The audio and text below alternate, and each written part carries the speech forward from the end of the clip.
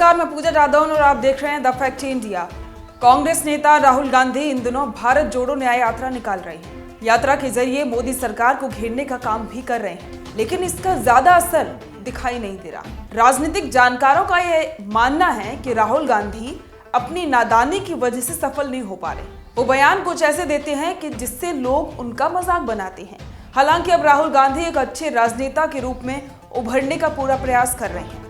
अब कांग्रेस नेता राहुल गांधी ने कहा है कि बीजेपी देश में नफरत फैलाने का काम कर रही है और हम लोगों को एकजुट करने का काम कर रहे हैं। दरअसल राहुल गांधी कांग्रेस पार्टी की भारत जोड़ो न्याय यात्रा लेकर झारखंड पहुंच गए हैं। उन्होंने गोंडा में एक जनसभा को संबोधित करते हुए बीजेपी पर हमला बोला और कहा कि देश में युवाओं, किसानों और कमजोर वर्ग के साथ अन्याय किया जा रहा है। राहुल गांधी ने कहा कि बीजेपी देश में नफरत फैला रही है। इस यात्रा का मकसद इस नफरत को खत्म करना है।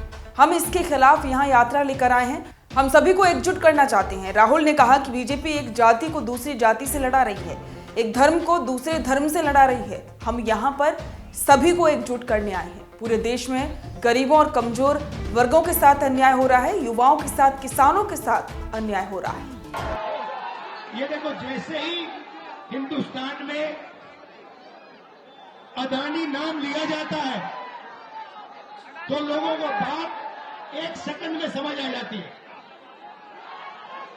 भाई और बहनों, देश के सारे रिसोर्सेस, एयरपोर्ट, जमीन, पोर्ट, इंफ्रास्ट्रक्चर, सड़कें, ये सारा का सारा जो आपकी पूंजी है, ये नरेंद्र मोदी जी अपने मित्र अदानी भैया बेच नहीं रहे हैं। वो उनको एक के बाद एक दिया जा रहा है।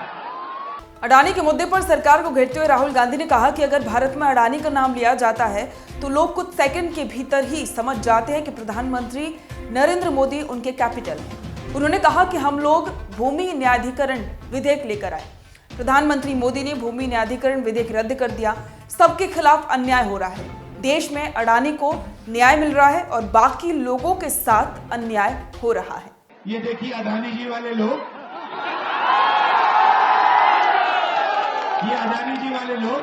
ये कैमरे वाले नहीं, ये गुलाम है। इनका नहीं है, देखिए हंस रहे हैं। इनको गुलाम बना के रखा हुआ है। इनके जो मैनेजर है पीछे वाले, इन्होंने मेरे ऊपर आक्रमण शुरू कर दिया। 24 घंटा मेरे पीछे पड़ गए, मुझे कोई फर्क नहीं पड़ता। मैं सच्चाई बोलता हूं। पहला काम नरेंद्र मोदी ने किया, जमीन अधिग्रहण बिल को उन्होंने रद्द किया। हम आदिवासी बिल लाए, आपका यहां सरना कोड लाने की कोशिश की हमने, उन्होंने उसको नहीं लाने दिया।